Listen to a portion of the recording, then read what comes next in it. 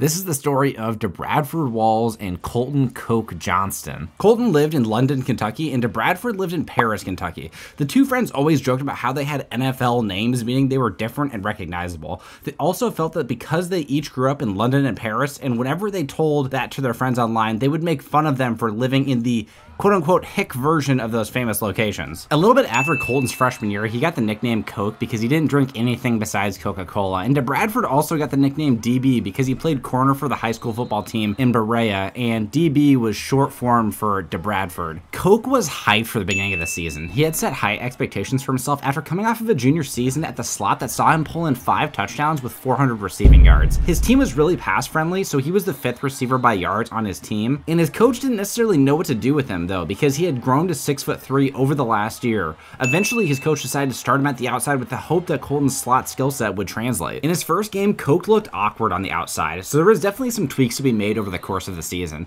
Coke often ad-libbed on his routes against both man and zone coverage, which at times was massively useful and at times it created mistakes. Luckily, Williamsburg was no threat to London despite miscues on the offensive end, with London taking the first win of the season with a blowout score of 58-9.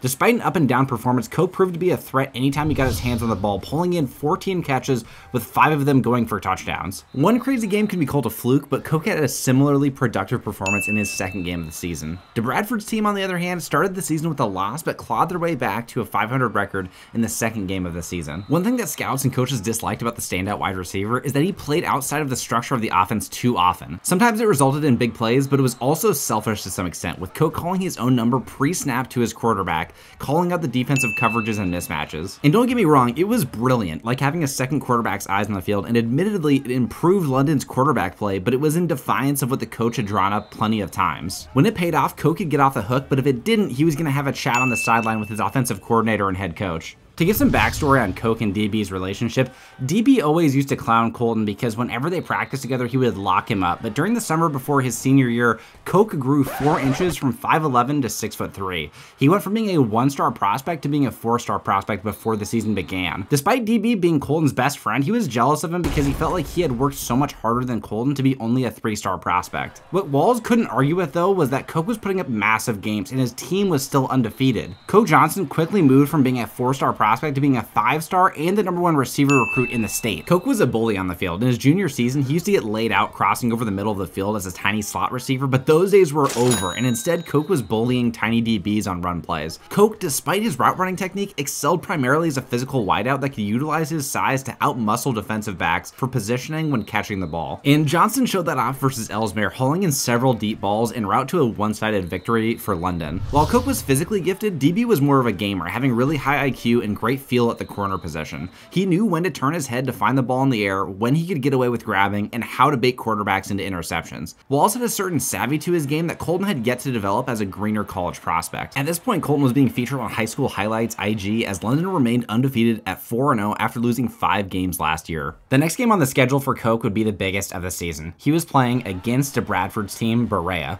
Walls played for Berea because Paris wasn't big enough to have their own team. DB didn't have the size or athleticism to necessarily keep up with Colton, but he did have better technique and great eye discipline. Coke was able to abuse most corners because of his athleticism, being 6'3" and usually faster than the DBs that he was lined up against, but his route running was still a little sloppy. Without a doubt, this would be the biggest test each of them would have during their senior years. London opened the game with a touchdown to take a lead early, and Berea couldn't answer on offense, but they did on defense as they ended up taking a pick to the house to tie the game at 7. Coke immediately got into his quarterback's ear to calm him down. While there was a bad image of Coke being a selfish teammate, he did know how to communicate with his teammates effectively. He was a little bit of a prima donna, admittedly, but he knew which teammates needed to be yelled at and which ones needed to be guided gently. The expectations were clear in this matchup between DB and Coke. Colton had become a 5-star recruit while DB was still a 3-star, so it was expected that Coke would continue his dominant streak that he'd maintained through the first half of the season. Walls took that assumption personally. Like I said, Walls was a gamer. He studied Colton's tape religiously to find out what his tendencies were, and after having practiced experiences against him in previous years, Bradford felt confident he could slow down Colton. Walls was able to disrupt Koch's timing on a couple routes and get into his head a little bit. DB was great at the Peanut Tillman punch, meaning he wouldn't give up on the play if he saw the ball in Koch's hands, and instead he would go for the punch out to force the incompletion or a fumble. In the second, London's quarterback got baited into a pick by Walls while trying to throw to Koch, and Koch was livid on the sideline. Berea ended up scoring on the turnover to tie the game with 2 minutes left in the half, and London was able to get to Berea's red zone, but scouts were stunned with Bradford's coverage on Koch and how much it had disrupted his timing on routes. Walls blanketed Koch, and Berea's defense held London at the 1-yard line to a field goal to end the half. London had passed for over 300 yards midway through the third, but it was more of the same from DB. London couldn't put it in the end zone, and Koch was mostly a non-factor in the second half. Steve Merca had thrown 3 picks already, and without a running game, the offense was looking unprepared to deal with their top wide receiver not being able to bail them out every play if needed. DB was locked in for this game because he knew that if he continued to give Koch trouble, unlike any other DB had this season, he would get his dream scholarship at Michigan that he had wanted. While Walls wanted to shut down Koch, he ultimately was looking forward to becoming teammates and hopefully playing together at Michigan. Walls cemented his win in this matchup against Colton when he got his 2nd pick of the game and his 5th of the season by undercutting the corner route at the end of the third. Merca was having his worst game of the year with 4 picks through 3 quarters, but Colton talked with him on the sideline to try to get him right for the end of the game. You could call it backseat quarterbacking, but it had been effective all season. This time, instead of calling his own number, Koch was calling out his teammates who were burning their matchups. Merca had gotten so fixated on passing to Koch at this point in the season that he had abandoned his progressions entirely. So Koch was resetting Merca to actually read the defense instead of staring Colton down. Koch had to eat a little bit if he wanted to win the game, and he had to admit that DB was outplaying him in this matchup. Being humble is ultimately how London and Koch squeaked out the win. And after the game, Walls and Johnston shook hands and then went over to Bradford's house to play some Madden and kick it. There were no hard feelings, but while at DB's house, Koch was getting blown up on social media about how he got clamped by Bradford and that he was a sorry wideout to get shut down by a 3-star corner. But DB wasn't a 3-star corner for very long. A few days after the game, his scouting profile was updated to reflect a 4-star rating for him at corner, and he was a top 3 corner out of Kentucky finally. The only knock on him was that he wasn't very tall and he wasn't the most athletic, but everyone knew that he was a dog. Colton's hype and clout had dropped off a little bit. He had moved down to a 4-star prospect, but he was still the top wide receiver out of Kentucky, and at this point in the season, he was most concerned with getting his team to the playoffs. DB started having scouts regularly coming to his games, but he was only interested in talking to one person, Jim Harbaugh. But DB never got to speak to Harbaugh. Michigan eventually offered him to become a walk-on because they used their scholarships on other recruits. While DB didn't hear the news he wanted from Michigan, during London's run to go undefeated and make the playoffs, Jim Harbaugh came to a game in person to watch Koch take on Westwood at home. Harbaugh wasn't so much scouting Koch as he was trying to recruit him by visiting in person to offer him a scholarship to come play at the University of Michigan. Colton agreed on one condition: he needed Walls on the team too. Harbaugh agreed to the deal and also offered Walls the scholarship, and luckily a few Michigan prospects had committed to other schools, leaving some extra scholarships, and one was going to go to Walls. After a soft commitment to Michigan, Colton just had to worry about the rest of his senior year. In their last regular season game, London took a trip to Ashland. Ashland's defense started the game hot with a pick 6, and then they had clearly watched Walls' tape against Koch. They were trying to disrupt the receiver's timing by pressing him off the line on short yardage plays, and they played soft coverage in the middle of the field. Of course, Colton had watched his tape against Walls and found some workarounds to not get caught up against the same kind of coverage. The one big weakness still being Koch's thinner frame. He was athletic, but he hadn't fully grown into being 6'3" quite yet. While he could outmuscle defenders for the ball once he got going, it was harder for him to not get jammed off of the line. Ashland looked scary early, but Koch and his teammates took care of Ashland as they finished their season undefeated before moving on to the playoffs.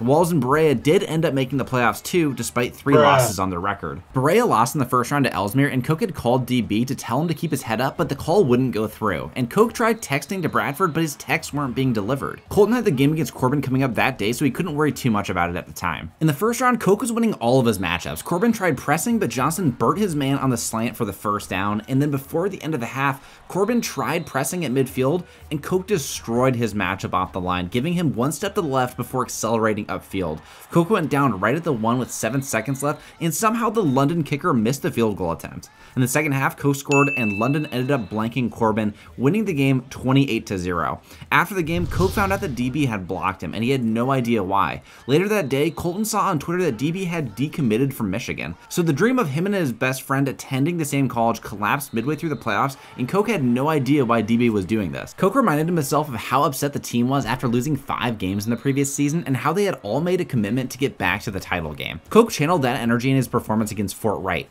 In the Kentucky State semifinals, Koch went off. Not one player in a chocolate Fort Wright jersey could cover him. Somehow, Fort Wright had made it to the semis without a single D1 recruit, but their luck had run out, with Koch showing what a future NFL player looked like next to true high school players. London put up 42 in the first half, and Koch finished the game with 4 touchdowns. Now it was time to prepare for the state championship in 2 weeks.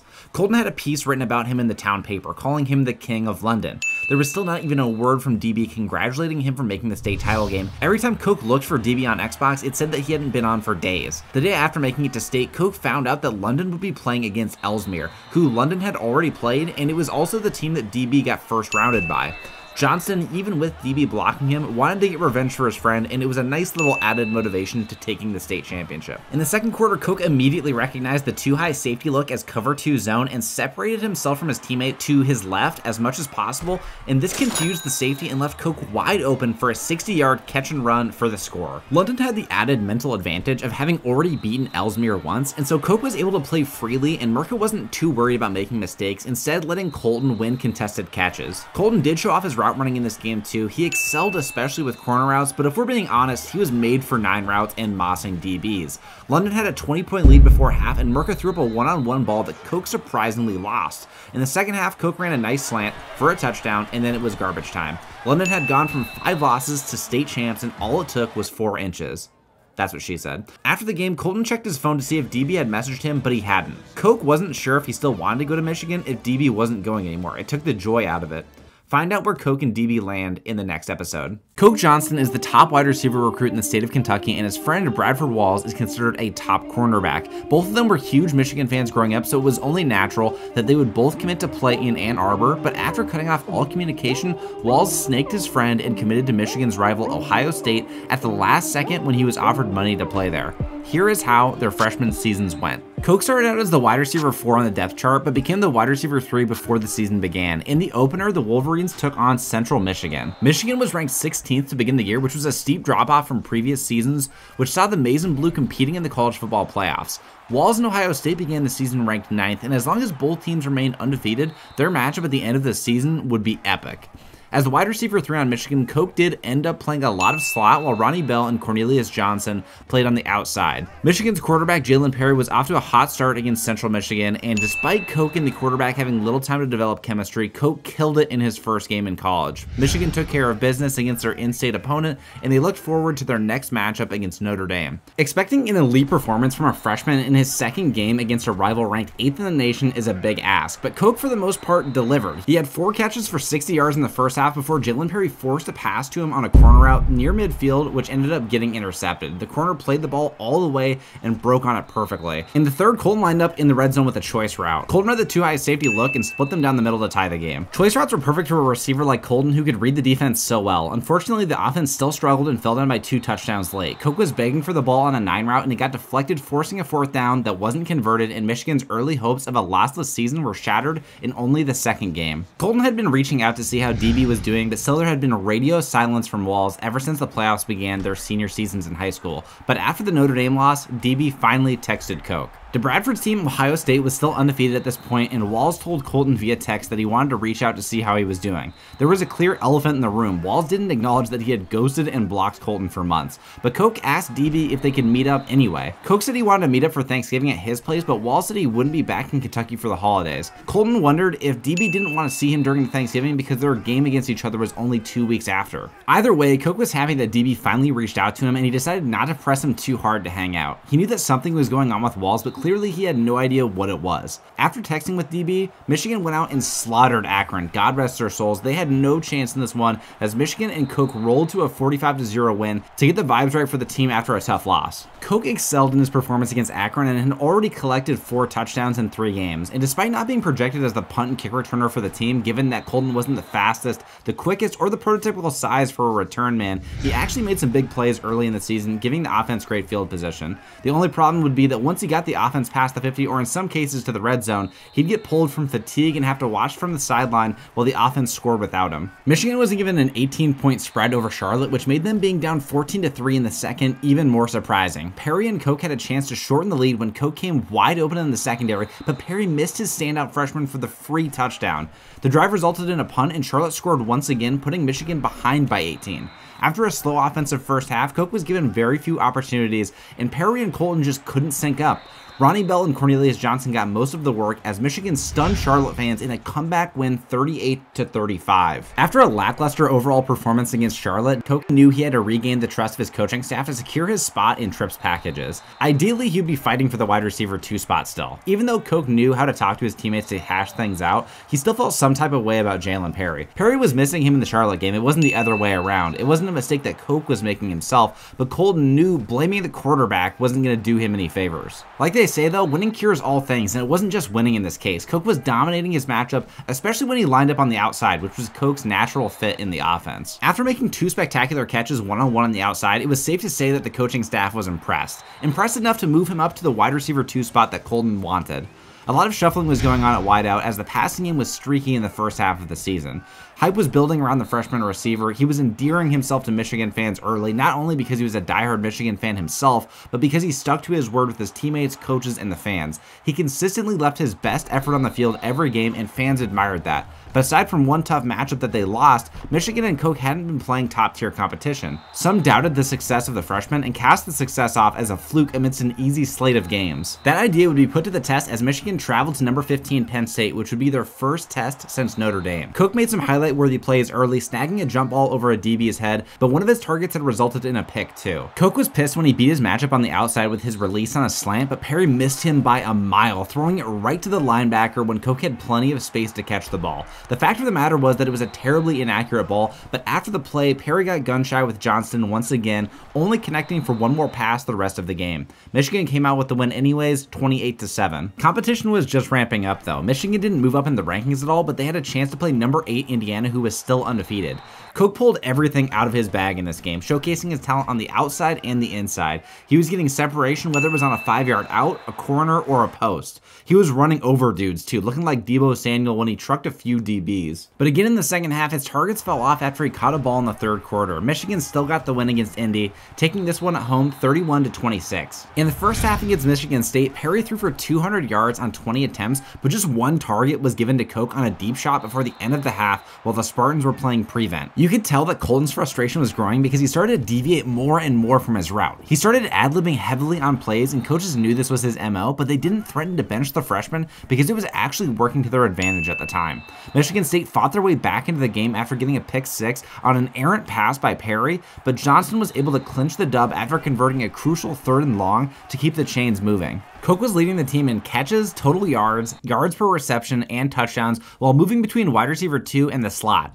Perry had a very up and down performance in the first half against a 500 Nebraska team, and Perry was struggling under pressure and threw a few picks, one of which was a pick 6. With Michigan struggling to score, Nebraska had a lead at half, and things were looking bleak for Michigan, who had already dropped in the rankings after a win versus the Spartans when Koch Johnston got rolled up on during a run play. He was down on the field for a few minutes and he had to be helped off the field. Twitter doctors were already saying they feared a torn ACL and the end to his season. Somehow Koch was good to go the next game. Apparently the injury looked a lot worse than it actually was. Michigan clutched up to beat Nebraska by 3 points, and their next game would be another ranked Big Ten opponent. Northwestern was ranked 19 and had only 2 losses on the year. Perry once again started the game looking incredibly unpredictable at quarterback. He rarely gave Koch and his other receivers an opportunity to reach the top of their routes. After Perry threw a pick 6 on a target for Koch, Michigan was down 21-3 at half. With the national championship on the line, Koch had one thing to say to his coaches at halftime: Give him the damn ball. Koch scored a touchdown in the third to cut the lead to 11, and at the beginning of the fourth, Koch was wide open on a go route and went out at the 4-yard line. With a minute left, Michigan was on 3rd and goal and needed another touchdown, and again Koch delivered, fading to the back left corner of the end zone, and Perry threw a dime to him. Koch and the Wolverines stunned Northwestern on the road, and after completing a 2-point conversion, they won 24-21. Michigan had several close wins recently, and critics were skeptical that these one-scored wins were going to continue. Michigan was 4-1 in their 5 ranked matchups this year with 2 games left to go this season. Their next game was against number 7 Iowa, and the final game was against Ohio State, of course. Koch had gone home for Thanksgiving like he had planned, and when he came home, he had a huge surprise for his parents. With all the NIL money he got during this just one season, he paid off his parents' mortgage. Colton and his parents had a lot to be thankful for this holiday season. And just as Koch was getting ready to leave to head back to Michigan, he decided to drop by DB's house to see if Bradford really wasn't coming home for the holidays.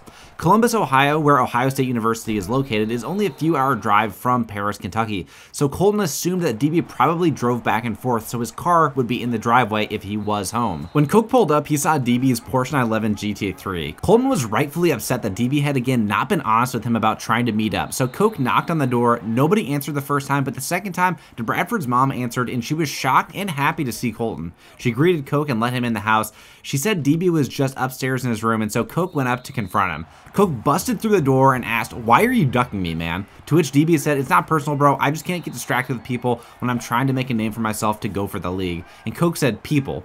Like, we're not friends." Huh, well, alright, bro. I don't know how you got such a huge ego, but I'll let you do your own thing. Just wait for next Saturday, lil bro. Before DB could clarify, Colton was out the door.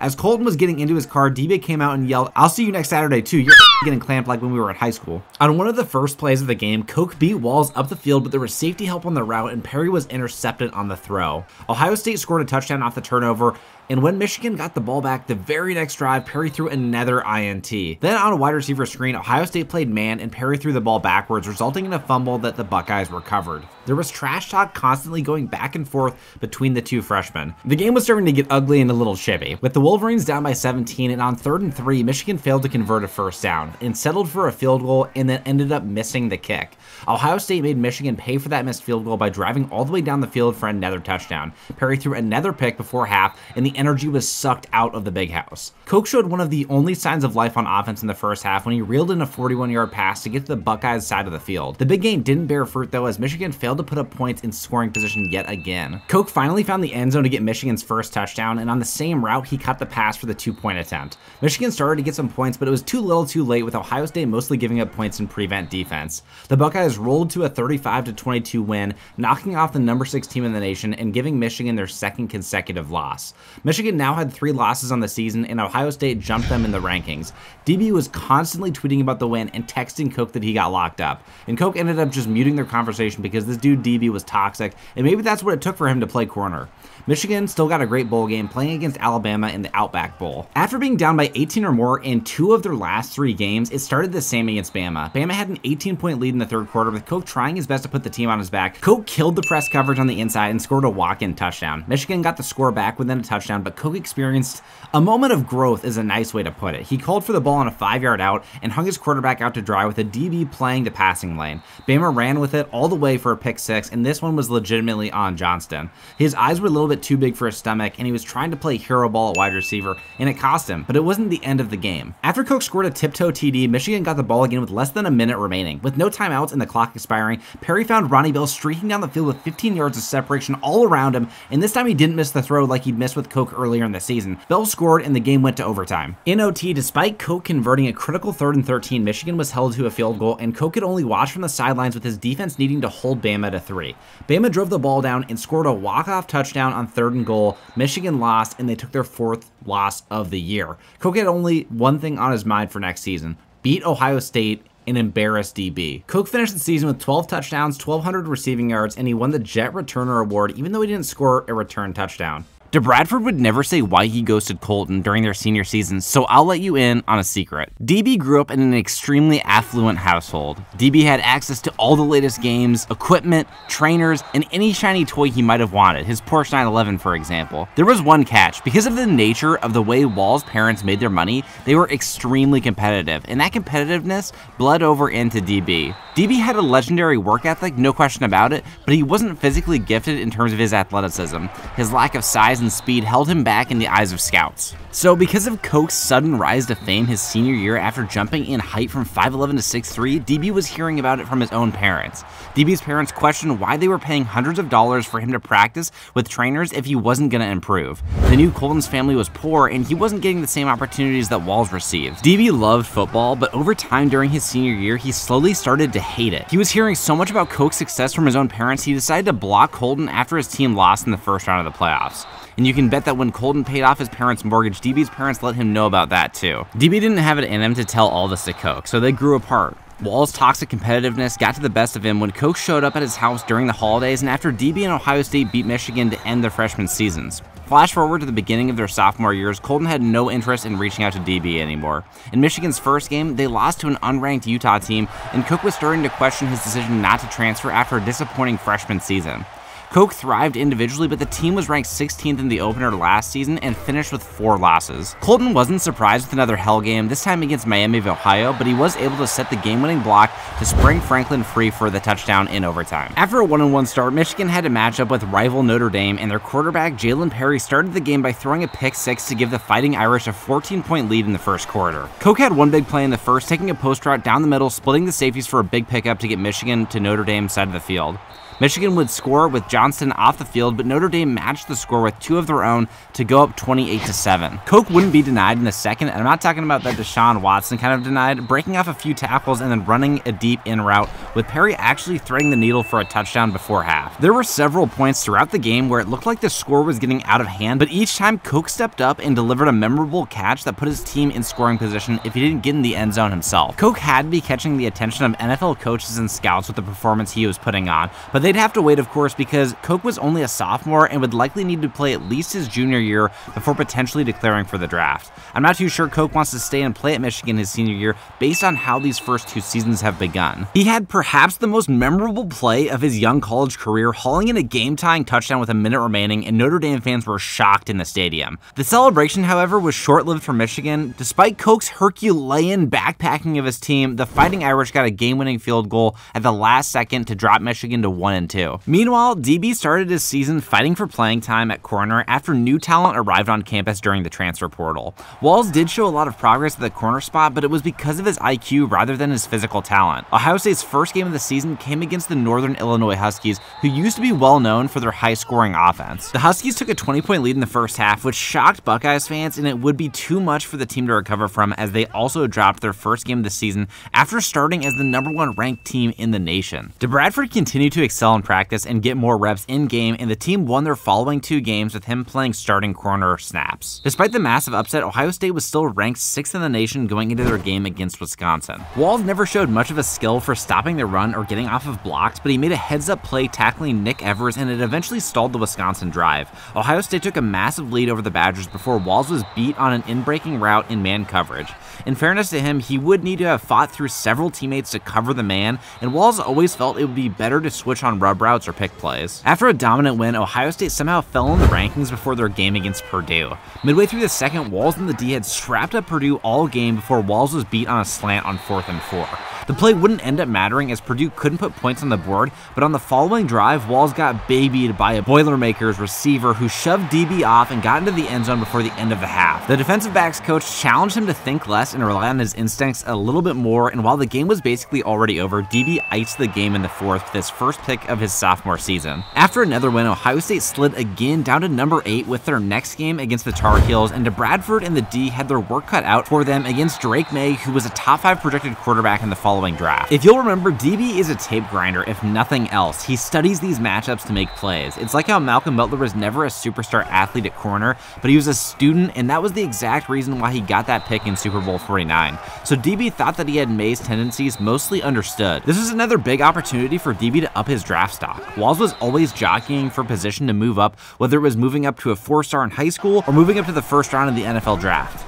Luckily for DB and the defense, the offense was giving them a lot of wiggle room, putting up 35 points in the first half and scoring a field goal to start the 3rd quarter. With May and the offense desperate to put up points, Walls knew that he could potentially bait May into a pick if he could use his downfield aggressiveness passing the ball against him. Walls nearly had a pick and also nearly got mossed, but on the following play, North Carolina ended up getting in the end zone. Carolina got the ball back with 2 minutes left, still very much alive and in the game, and Walls finally made Drake May pay, picking off the slant pass and once again icing the game. Back-to-back games with an INT, and both coming in the fourth made grinding that tape all night worth it in Walls' eyes. While Walls and the Buckeyes stumbled in the first game, they ripped off 5 straight wins after. Meanwhile, Michigan and Coke were struggling with a 3-4 record, with their next game coming against their in-state rivals, the Spartans. Over the last 2 games, Coke and Perry just couldn't get on the same page, with the star receiver averaging just 4 catches, 60 yards, and no touchdowns. This was highly unusual for the star receiver, who averaged just under 100 yards a game and 1 touchdown for his career with the Wolverines. Receivers can be prima donnas, and I'm not saying that Coke isn't one, but his frustration with Perry was legitimate. The amount of times that Coke was open and Perry didn't even look his way in the last 2 games would drive any receiver crazy. If the offense was functional, maybe Coke would be okay with the limited targets, but the offense was also averaging just 10 points per game over the last 2. Before the half, it seemed like more of the same with just 1 touchdown on the board, but Perry finally saw Coke streaking open over the middle for the score with 9 seconds remaining. Michigan State scored an opening drive touchdown, and Perry forced a bad ball to Coke on a curl that got picked off by the middle linebacker. Luckily for Perry, the Spartans couldn't score, and the Wolverines actually pieced together a competent offensive drive, culminating in another Coke Johnston grab for the game-tying touchdown on 2nd and goal. Michigan State went on to score 10 unanswered though in the Big House, silencing the fans and dropping the Wolverines to 3-5 with their 2nd straight loss. It was a complete 180 for Ohio State and DB, who dominated Indiana for their 6th win in a row, DB again getting a 4th quarter INT that he was starting to become famous for. Walls knew that next week was a huge game though, as Ohio State was hosting Penn State, who was ranked 5th in the nation at this point. This kind of game could vault Ohio State back into the contention for the college football playoffs. Ohio State's defense didn't disappoint, forcing a turnover and getting out to a lead early. Walls was playing textbook blanket coverage, and a lot of corners would tell you that playing DB is an attitude and a state of mind. You low-key have to be extremely confident to be able to cut it at the corner position. You can't let one big play get to you, and Walls was starting to elevate to that point where nothing could faze him. His confidence was definitely at an all-time high after being away from his parents, who would trash talk him all the time and nitpick any bad plays that he might have in a game. Walls got pissed though when he carried a flat receiver way further than he actually needed to, and when he finally released to get back to his assignment, the quarterback for Penn State dotted up the cover 2 look on the sideline for a touchdown. Penn State clawed their way back into the game, and they started driving late in the 4th with the potential to come back and win the game in regulation after being down 21-7. Walls was still playing with that same swagger, but Penn State still got to the red zone, and it was up to the defense to try and bail them out. Penn State did end up scoring a touchdown, but Ohio State matched and it ended up going to overtime. In overtime, Ohio State held Penn State to a field goal and scored a walk-off touchdown for the upset, make that 7 wins in a row. The following game was against Illinois, a team with a respectable 6-2 record despite somehow being unranked. The defense made their mark early with a 14-point lead, a linebacker returned a pick for a touchdown, and once again the Buckeyes were dominating their competition, but Illinois wasn't going to give up easy and roll over like some of the other conference opponents did. Illinois put their 2nd touchdown of the game up in the 3rd, and somehow Ohio State's offense stalled completely, and Illinois scored a tying touchdown with a minute left. Ohio State's offense punted the ball with 30 seconds left, and with a chance at immortality in a college football playoff berth on the line, Walls gave up a pass down the sideline that put Illinois in field goal range, and Walls was beside himself. He couldn't watch the kick, he just heard the stadium erupt in cheers, and Illinois fans started rushing the field after knocking off number 4 Ohio State, a feeling that was all too familiar to begin the season when they lost against Northern Illinois. Somehow both Illinois teams beat them this season. Ohio State fell to 8-3, and after one more loss to Michigan State, and then it was time for the biggest game of the year. No matter what the records say, rivalry games are the ones that players and fans care most about. Walls was ashamed of how his last-second play cost Ohio State a chance at the title, and Coke was still seeing red after his last confrontation with Walls and his loss his freshman season.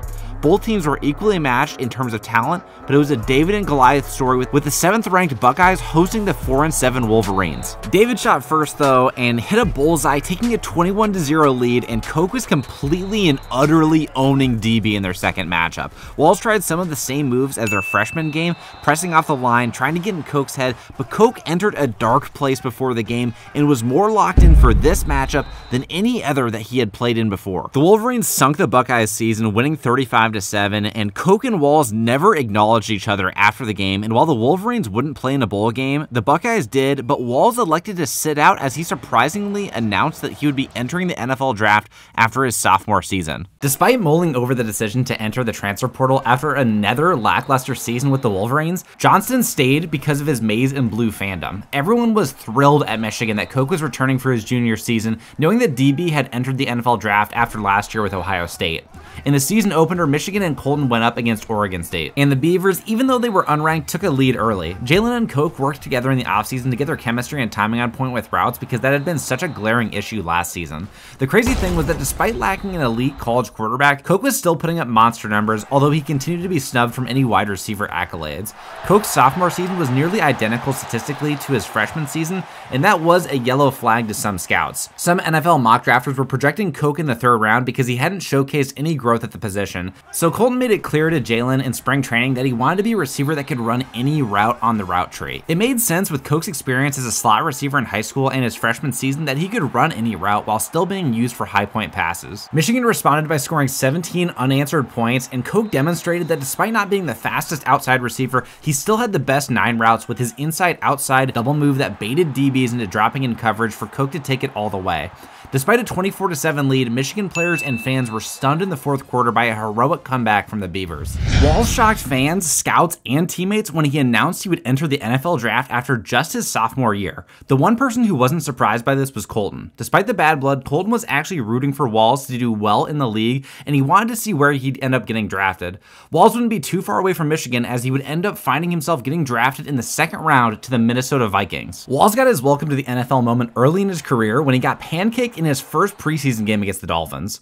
Walls got the chance to play most of the game as the projected 2nd starting corner on the depth chart, and Walls also got the opportunity to line up for a few snaps against Tyreek Hill. One huge thing working to Bradford's advantage as an early NFL draft commit as a sophomore was that he wasn't done growing. By the time DB got his first reps in the preseason, he had grown to 6 feet tall. Walls made it through the preseason unscathed as the 2nd starting corner on the Vikings before the regular season began, and he sat down to watch Michigan take on UNLV. Koch was mostly used as a decoy in this game as UNLV keyed in on him while usually leaving receivers like Cornelius Johnston in one-on-ones. Perry hooked up with his other receivers and tight ends in this game while Koch was given only a few opportunities on go balls. Michigan ended up taking care of business this time and won the game 38-0. Minnesota and Walls had their season opener against the young and upcoming Detroit Lions. Bradford enjoyed not just being the starting corner, but being drafted right after the Vikings' new franchise quarterback. Minnesota was moving on from Kirk to Louisville quarterback Spencer Rudolph. Walls was the only defensive player drafted by the Vikings in the past draft as well, and that made Walls feel even more secure in his role with the team.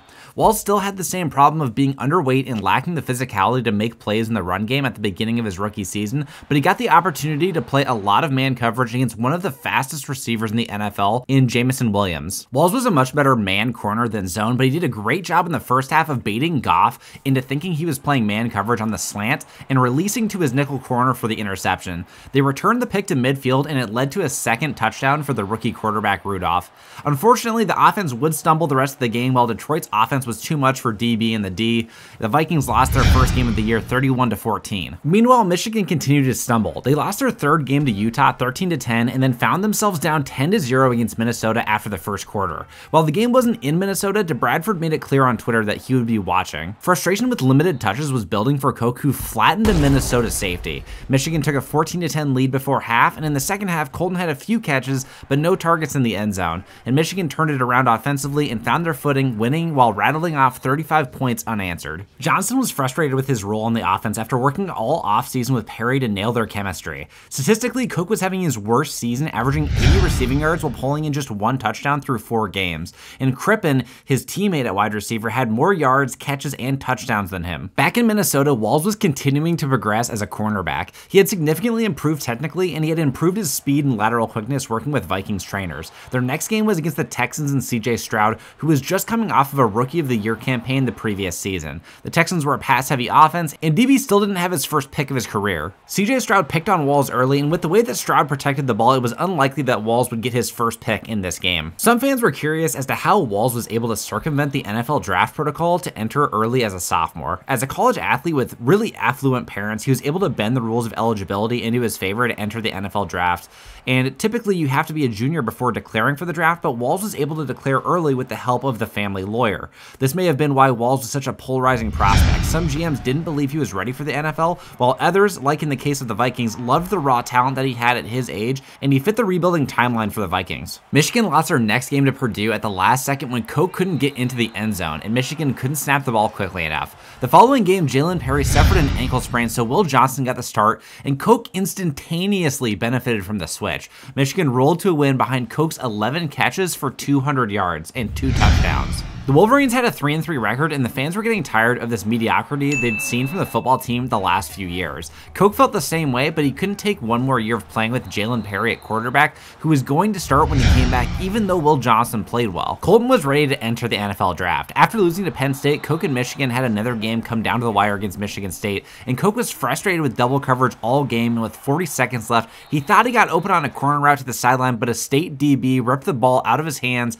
to end the game and dropped Michigan to 3-5, and now the Wolverines had lost 3 of their last 4. The following game, Michigan played against Nebraska, and the offense came out humming early, putting up 14 before Koch took a nasty hit, which gave him a concussion. Koch ended up missing the next 2 games from that concussion, and fans were convinced that he would sit out the rest of the season because the Wolverines were playing so poorly. As I've mentioned before, quitting was simply not in Koch's DNA. It doesn't matter if it's the right financial or career decision to sit to protect from future injuries. Koch valued his legacy with Michigan and his relationship with the fans. These 3 years were brutal for Michigan football, but Koch wanted to give the fans and his family some memories from his junior season. At the same time, Bradford was facing the toughest test of his career, playing against the Niners on the road in the Bay. The Vikes had a 3-6 record, while the Niners were fighting for the 1 seed in the NFC. McCaffrey put the team on his back early with 2 big rushing touchdowns, and the 49ers were great at getting mismatches by putting Debo and McCaffrey into different alignments. The Vikings D looked lost at times, and they fell down 21-7, but Spencer Rudolph and Justin Jefferson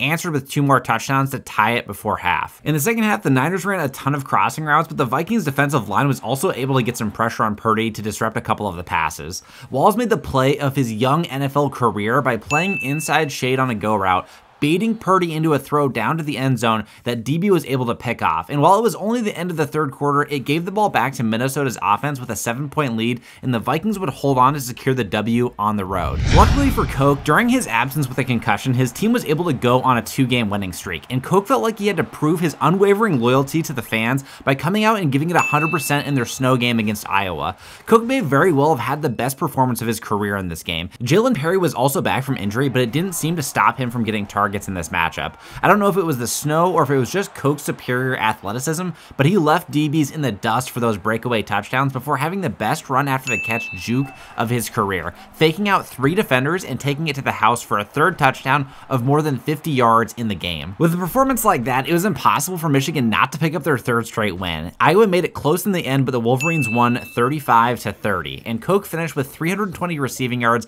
and 3 scores, which fell just 50 yards short of Michigan's single-game receiving yards record held by Jeremy Gallon.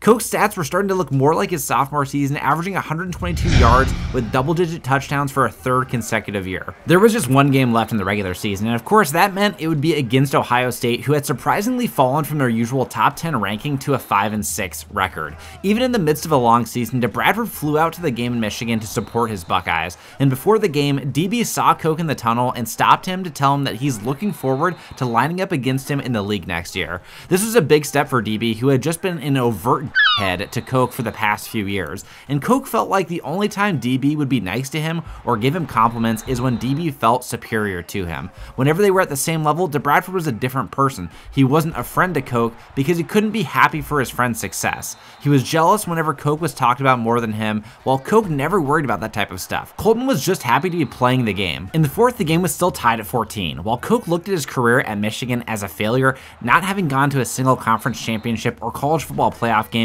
he could take heart in finishing his career with a winning record over Ohio State if they won this game. Koch got Michigan into scoring position for a touchdown, and Ohio State matched it. And then on 4th and 2, Koch made the play of the game, ad-libbing and streaking open over the middle for the tying score. Michigan scored another TD using Koch as a decoy, but missed the 2-point conversion, and Ohio State missed their conversion too. On their next possession, Ohio State settled for a field goal, and that was all the opening that Colton needed to win the game. On a drag route, Koch got separation from his defender and dove into the end zone in triple OT, and the fans rushed the stands, and it was a magical send-off game for Coke in his last game playing in front of these Michigan fans. He had another amazing performance with 16 catches for 180 yards and 2 TDs. Walls left the game early to fly back for his last game of the season at home against the Titans. DB had been in contention for Defensive Rookie of the Year up until this point, and in the final game, neither the Vikings or Titans were playing for playoff hopes. Both of them had been eliminated weeks ago, and the Vikings had a 6-10 record, but things were looking positive for the franchise after Walls and their first-round rookie quarterback, Spencer Rudolph, had exceptional seasons. Walls took his matchup for granted, though, in the last week against Treylon Burks, who punished him for pressing him at the line by burning him on a 9 route for the touchdown to take the lead. Rudolph and the offense scored yet again, and with a 4-point lead, it was up to the D to end the season on a high note, but somehow Mayfield found his receiver in single coverage in the back of the end zone, and the Vikings DB completely misplayed the ball, and the Titans got the last win of the season. DeBradford finished the season with 1 interception and 87 total tackles, which is a lot for a corner. Spencer Rudolph finished with the Offensive Rookie of the Year award, and DeBradford finished 8th for Defensive Rookie of the Year. Michigan got the chance to finish the season with the honor of playing a top 25 team in TCU. To get to this point, Coke and Michigan had to win 4 straight after going 3-5 in their first 8 games. After a successful season making the college football playoffs not all that long ago, TCU still had some talent on the roster, so this game wouldn't be a cakewalk for Johnston, who, despite outside counsel asking him to sit out, decided to play in this game, first for the fans and his teammates, and secondly to try to raise his draft stock. I want to remind too everyone watching that if you have a channel membership, this will be your first chance to deliver a scouting report to me to help rate Coke Johnston as he enters the NFL draft, and I'm really excited to see everyone's evaluations of the player. The ratings that you can decide on are all skill-based, meaning you won't be able to decide the player's speed, but you can decide route running, catching, and things like that. Anyways, after hauling in the 20-yard catch, Johnston was pulled off the field and watched the offense score the game-winning touchdown without him, and Michigan finished the season with a 5-game win streak and took home the Cotton Bowl. Coke had one thing left to do: declare. It's time for Coke Johnston's NFL draft. We received over 20 responses, which helped grade Coke as a prospect. After an early commit last year, former friend and current rival DeBradford Walls was drafted in the 2nd round to the Minnesota Vikings, and this is what scouts had to say about the 6'3" wide receiver out of Michigan. Not the fastest kid, but a great deep route runner as well as decent hands, kinda overrated in my opinion, late 2nd to mid 3rd round prospect, made no progress in his college career.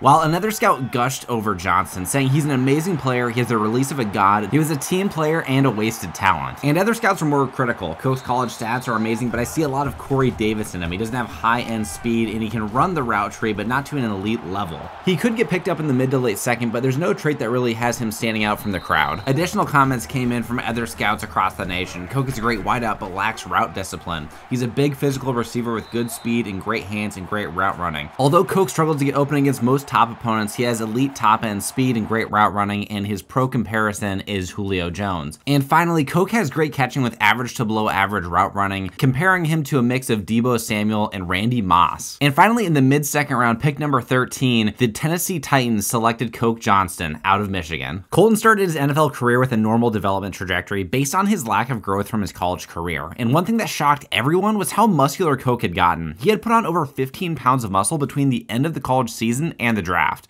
There were rumors that he slid in the draft for some teams because of the fear that he may be taking PEDs. Johnston struggled with injuries during his rookie season, which kept him moving in and out of the lineup, preventing him from developing a real consistent chemistry with his quarterback Baker Mayfield. While back in Minnesota, Walls was enjoying a successful 2nd season in the league. The Vikings had a major turnaround after drafting both Walls and their quarterback of the future, Spencer Rudolph. Against Washington, DB was disruptive in both man and zone assignments. Both the Vikings and the Titans ended up making the playoffs, and Coke finished his first season with almost breaking 1,000 yards and racking up 4 touchdowns despite all of his injuries. Walls finished his 2nd year tied for the most picks on the team at 3. Coke and the Titans were fighting an uphill battle playing against Joe Burrow and the Bengals in Cincinnati in the middle of a snowstorm, and the Titans were down early, and the pressure of the moment got to this young team, and the whole offense just looked disjointed and confused. It only got worse in the 2nd when Baker forced a ball to Coke near the end zone that got picked off, and the Titans looked sluggish and lifeless on the field. Coke tried his best to rally the team behind a solid performance from the rookie, but Baker ended up throwing 4 interceptions in the game, and the Bengals knocked the Titans out of the playoffs without much of a problem, 38-17. Coke finished with 5 catches for 78 yards, and meanwhile the Vikings were matched up with the Eagles in the wild card. DB had a similar downfall at the end of the year that was similar to his rookie season. He was getting fried by Devonta Smith, and once again his performance left a bad taste in Vikings fans' mouths. Luckily for him though, Byron Murphy and Karen Bynum picked up the slack. Murphy got a crucial interception interception before the half, and in the second half, the Vikings D held up and forced a 3-and-out on a key drive in the fourth quarter, and the Vikings went on to win 34-26. The following week, DB would have to shake off that self-doubt and suit up against the Niners in Santa Clara for the divisional. For whatever reason, the Vikings had already shown in the past that they had the Niners number, and even though the Niners hosted, the Vikings played very comfortably behind the calm presence of their second-year quarterback Spencer Rudolph. DB was making rookie mistakes, and the Niners receivers were taking advantage. Bradford resolved to play a more conservative style against the Niners because of this, and because the dump-off passes to McCaffrey were killing them. Walls single-handedly shut down the underneath passes to CMC, and Murphy got another game-clinching pick, which would mean an NFC Championship game versus the Cowboys. Bradford received a call before the game from Coke, and Coke said that even though they weren't actively talking to each other, he knew DB was going to have a big game. And Walls did. He recovered a crucial fumble on the Cowboys' first drive, and DB knew that he could play some mind games against Dak. He was playing very conservatively, getting secure tackles, but also not getting big stops in the passing game. Walls should have given up a TD on the second Cowboys drive, but he hustled to make a tackle at the one, and what are you supposed to do on the one? Run the football. Walls jumped the slant route and outran the entire Cowboys team down the sideline to give his team a 14-point lead behind his fumble recovery and pick six. Maybe the words of encouragement from Coke were exactly what he needed. DB didn't really have anyone in his personal corner after cutting off his parents because of their toxicity, and when times got tough and he'd make mistakes, he didn't really have anyone to lean on. Despite a great performance and a big first quarter lead, the Cowboys would come back and steal the game and the Super Bowl berth. The Vikings fell just 8 points short. After accusations of steroid abuse were reported, Coke was admitted to a drug test before his rookie season began, but later on, the league put Coke through a more comprehensive test which found trace amounts of performance-enhancing drugs in his system, and Coke was suspended for the first 4 games of the season, which made his relationship with the Titans front office even more strained. Walls began to progress even more quickly after a stand-up performance in the NFC Championship game, and in his third year, he became better at identifying routes pre-snap to help cut off drags and slants. He was even better at identifying wide receiver runoffs, and he would more quickly dive on the running back, but it wasn't always a success, like when he played against the Dolphins and Achane made him look foolish.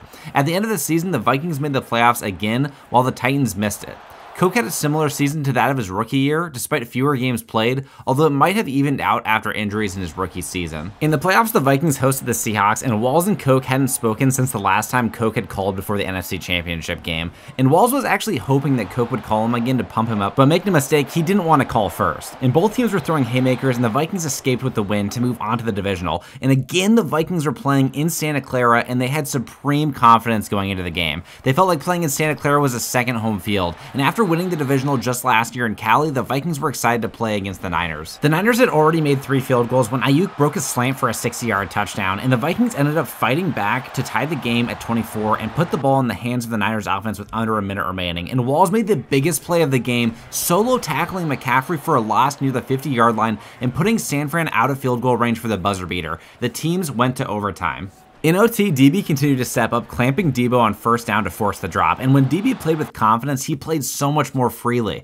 Unfortunately, a Vikings DB got burnt on a go route for another big touchdown from Ayuk, which tied the game and gave the Vikings a chance for a walk-off field goal. Spencer Rudolph in the offense got the field goal, and the Vikings proved again they had a mental advantage over this Niners squad. It also meant that the Vikings were headed back to the NFC Championship game for another chance at going to the Super Bowl. Walls had been a part of a lot of team success for a third-year player already, while Coke had only grown when thinking about how his Titans got blown out in a wild card snow game against the Bengals one time. The Vikings also felt pretty comfortable playing against the Eagles, another team they had eliminated in the playoffs just the previous season. It almost seemed like fate or destiny that the Vikings were going to go to the Super Bowl as they were playing the best of any team in the league. But the game came down to the last play, and Steffens made the game-clinching pick with 2 seconds remaining to send the Vikings to the Super Bowl. After the game, Coke called DB once again and congratulated him on making it to the bowl, and he said that one day he hoped that both the Vikings and his Titans squad would be playing against each other in the big game. The Vikings couldn't have started the game any better against the Raiders with a touchdown on the board and Bradford pulling in a huge interception, but the Raiders were far from giving up. Despite the pick, Rudolph and the offense were unable to materialize points, while the combination of Devontae Adams, DeAndre Hopkins, and Josh Jacobs was incredibly challenging to deal with. Walls got caught playing too far inside on the run, and Jacobs took it all the way for a game-sealing touchdown, while the Vikings were set up better and playing better than every other team in the league. To blow it on the biggest stage was demoralizing. After giving DB that talk about the Titans and Vikings playing each other in the Super Bowl, Coke was traded to the Lions just a month later. So Coke would be in the same division as DB, playing him twice a year and playing in the same state he played college ball out. Coke's career hadn't panned out how he had thought up to this point. Coke had fired and sued his agent after slipping him performance-enhancing drugs before the draft, and Coke's tenure with the Titans was disappointing to say the least, and he was less than thrilled while playing with Baker as his quarterback. Goff wasn't leaps and bounds better, but Coke was surrounded by much more talent on this team, and Johnston felt at home in Michigan. Midway through the season, the Lions and Vikings got their first chance to play against each other, and diehard Ohio State and Michigan fans were extremely excited to see them play against each other once again. In moments like these, when everything felt surreal, Coke would ground himself by remembering how DeBradford and him were just two kids who came from Paris and London, Kentucky, playing a kids game they loved all their lives. Coke might have had the best first 3 quarters of his NFL career, but DB started lining up more and more against him and less against St. Brown starting in the 4th quarter. The Vikings scored a touchdown to take the lead, and DeBradford was in coverage on Coke on 2nd down. Coke used to be able to bully Walls on go routes because of his height advantage, but growing an inch since joining the NFL must have helped Walls as he picked off the pass and turned the momentum completely in the Vikings' favor. The Vikings would continue their playoff streak, looking to make up for their Super Bowl loss, but they would end up losing in the 1st round to the Panthers, while Coke's Lions missed the playoffs entirely. DeBradford had grown tremendously as a corner, becoming one of the top 10 corners in the league. Coke and DB would match up again in the regular season, and Johnston became frustrated with his lack of production. Walls covered him for most of the game this matchup, and Coke delivered a little forearm block to knock Walls on his butt, but the Vikings still blew the Lions out. The Vikings' playoff streak ended, and the Lions missed the playoffs again. The Lions let Coke go on to free agency, where Coke's value had clearly diminished. His best offer was to make $10 million per year over 2 years, and while Coke was thinking about joining the Vikings, he decided to go to Tampa instead, where his favorite receiver, Mike Evans, built his Hall of Fame career. Coke asked for Mike's permission to wear his high school number 13, and Mike was cool with it. Without a quarterback, the Bucs drafted Noah Fredrickson with a 14th overall pick. Behind the future of the franchise, Coke was happy to build something from the ground up right when he was entering his prime. He generally excelled in the Bucs practices, but the Bucs wanted a running back, and they shipped Coke off to Miami to play for the Dolphins before the season even began. The Dolphins had ridiculous depth. They lost Tua and Tyreek, but they had Waddle, a 6'9" receiver, and Jaden Reed, and Coke was worried that he was going to lose his playing time, so he did the only logical thing he could think of. He moved to tight end. This is not how the star receiver from Michigan thought his career would play out, but as scouts noted in the draft, the dude was a team player, and he was willing to do whatever it took to make a positive impact for his team, despite the anger he had over being traded immediately after signing with the Buccaneers. Coke showed out in his game versus the Raiders, proving to everyone that not only could he be a receiving threat, but he was a pretty damn good blocker too. Despite a great performance from Johnston, the Raiders won on a walk-off field goal. The Dolphins still managed to make the playoffs, and Coke finally re-emerged in the wild card for the first time since his rookie season. Coke had a career-low receiving yards and catches, but still put up 6 touchdowns in a pass-heavy offense. Coke desperately wanted revenge against the Bucs in the 1st round, but he experienced heartbreak yet again when the Bucs walked off with another last-second field goal to knock the Dolphins out. Meanwhile, the Vikings were back in the playoffs, and their 1st-round matchup was against the Lions, who won the NFC North. After dropping Coke, the Lions had picked up Nico Collins. Collins legitimately destroyed DB in their matchup and was a huge reason why the Lions won the game and then won the Super Bowl. And Coke was disgusted with his loss to the Bucs, and with the Lions dropping and replacing him and then winning it all 1 year after not even sniffing the playoffs. In his 6th season, Coke got to play against DB and the Vikings again. It was a different matchup for Coke, who was blanketed by Walls in their last game. This time, playing from the tight end position, Coke was able to feast on interior linebackers and safeties, although the Vikings did have some of the best middle linebackers in the league. Coke wanted some sweet revenge, but he was humbled yet again with a 16-13 loss. Neither team made the playoffs, and Coke had a marginally more impactful season with the Dolphins. In year 7, the Dolphins drafted rookie quarterback DJ Fowler, who had a relatively unproductive season with just 19 touchdowns and 13 picks. Coke's production suffered because of this, and the Dolphins had the worst record in the league, wasting one of Coke's prime years. Coke was focusing on his individual development during the 4-13 season, and he made sure his parents moved to Florida with him after his first year with the Dolphins a few years ago. By his 8th season, the Dolphins roster was decimated. He was the best player on the team, and he was really happy about the draft pick Smallwood, but he knew he didn't fit the Dolphins' rebuilding timeline. Back to Coke's parents. He was nervous about moving them out of Kentucky after his immediate trade from Tampa, but he rented a place for them in Florida so that they could move with him to wherever his next destination would be, because he didn't like what was going on with the Miami franchise. He saw that Walls' quarterback Rudolph had just won MVP and was strongly considering asking for a trade to Minnesota, but he refused to do it unless DB reached out to him first about about it. The Dolphins missed the playoffs, of course, while the Vikings were the perennial favorites to win the Super Bowl, and DB started with a huge punch out of the ball against Bijan, and then in the third quarter, he baited the Falcons into a pick in the back of the end zone. DB showed up when the lights were their brightest. He wasn't nervous about his playoff performances anymore. He didn't have the option of failure. He didn't allow himself to have any outside distractions, and that, combined with his extensive amount of experience in the playoffs already, made him one of the best 3 corners in the league at this point. Against Bryce Young and the Panthers, Walls put on a masterclass of baiting the quarterback. His teammates were no slouches either, but Walls started the game with a pick, and then effectively ended the game with a pick. The Vikings were up 3 near the end of the fourth, and DB picked off a pass intended for Bryce's tight end near the end zone, and the Vikings were headed back to the NFC Championship game again after they won 13-10. The Vikings took care of business in the NFC Championship, and then to start the Super Bowl, Walls jumped a zig route for a pick 6. It seemed like a storybook Super Bowl win after battling for years in the playoffs and facing so many unexpected defeats. Walls had one of the best defensive units on his side and the best quarterback in the league in Rudolph. Walls was feeling very confident, but that confidence was erased by a last-second laser beam throw over Walls' head in OT after the Jets clawed their way back into the game. After both teams had already scored, the Jets would win with a touchdown, and Walls couldn't believe he got beat one-on-one to lose the Super Bowl. After the game, he completely blamed himself for the loss. Walls was in the locker room crying before the clock even expired. He blamed himself for his team losing the game, and he thought that they would never have a chance to win it again. He looked down at his phone and saw a text from Coke. Coke said to him, "You were not the reason your team didn't win." DB called Coke and the two talked on the phone for days, and Walls finally apologized for ghosting him and recognized it was a crappy thing to do.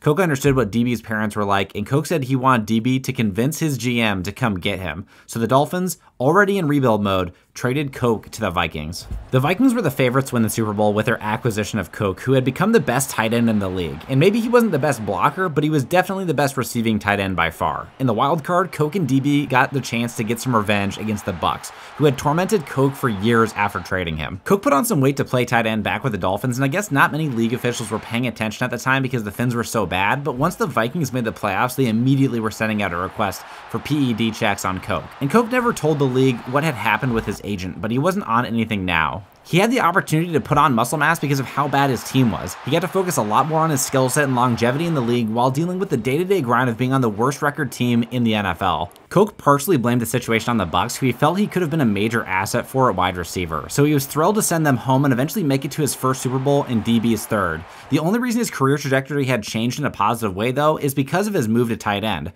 Coke didn't want to make that switch, but it just stuck, and there was no need for him to play receiver with the Vikings, who already had Jordan Addison. Casey Archer was the man DB and the defense needed to slow down, and the guy that had a similar build to Coke. Despite great coverage, Archer just jumped over DB for the catch and score, and the Texans were up 3 before half, and the Vikings had one shot to score a touchdown from the 36. Coke ran a go, and Rudolph tried to fit the ball into the window, and the DB got his hands on it and knocked it away, but Coke grabbed it and scored the touchdown with 5 seconds remaining. If the Vikings won, Coke was an early favorite for Super Bowl MVP, and in the second half, the Texans had scored and gotten the ball back, but this time Archer wasn't going to catch one over to Bradford, who pulled in the interception. And they kept targeting Archer, and DB made him pay again with another pick in the same area of the field, and DB returned the pick, leaped over a lineman, and almost got the pick 6. DB took that first touchdown personally, and with the game on the line, got his third interception when the Texans targeted Archer. Finally, the Vikings got the monkey off their back and won a Super Bowl. DB and Coke gave each other a hug, and DB told Coke he couldn't have done it without his brother. Coke's parents, wife, and kids celebrated with them, and they enjoyed the Super Bowl after party, which was in Tampa Bay, where the Super Bowl was hosted, which was the little cherry on top for Coke. Coke had 120 yards and a touchdown, while DB had the 3 interceptions. The Vikings were back in year 10 for Coke and 11 for DB, and the team absolutely had a Super Bowl hangover, playing very sloppy football on offense and defense, and it resulted in a 7-10 record that kept them out of the playoffs. Time was flying by for the two childhood best friends, and in their third season together, they were blown out in the divisional against the Seahawks, and while Coke got a 5-year extension, DB had already begun to regress, and so DB had slowed down significantly and ended up being signed in free agency by the Jets in year 12 for him. And after losing the heart of their defense, the Vikings missed the playoffs and the Jets made the playoffs. It was kind of funny that the team that broke DB, the team that scored a double overtime walk-off touchdown in the Super Bowl onto Bradford, signed him to be their #1 corner. Age became a factor in the playoffs playoffs though, and DB was so slow that he could only play zone coverage for the most part. He was the slowest player on the field aside from defensive tackles, and he was benched in their wildcard game against the Ravens, but re-emerged as the CB1 against the Cardinals when the Jets somehow ended up making the Super Bowl. In his 4th Super Bowl, the Jets were never really in the game, and DB simply couldn't perform at an elite level enough to make the same game-altering plays in his last Super Bowl with the Vikings. After the Super Bowl loss, DB called up Coke and told him that he was hanging up his cleats after 12 seasons in the league. Coke and DB spent all summer together back in their home state of Kentucky, and the two always thought that they were on to bigger and better things and that they'd outgrow Paris and London, but after chaotic NFL careers with so many ups and downs, some quiet and simplicity was exactly what the two wanted. And Coke decided to stay on the Vikings despite the team missing the playoffs the previous season. Coke had one more productive season before the writing was on the walls, no pun intended, as the Vikings signed a younger and better tight end at the offseason, which would relegate him to the bench. Coke was ready for retirement, and he was ready to spend time with his best friend, probably doing something else competitive, and his son, Junior, was excited to see his uncle DB again. Coke retired, and the two local boys accomplished their dreams.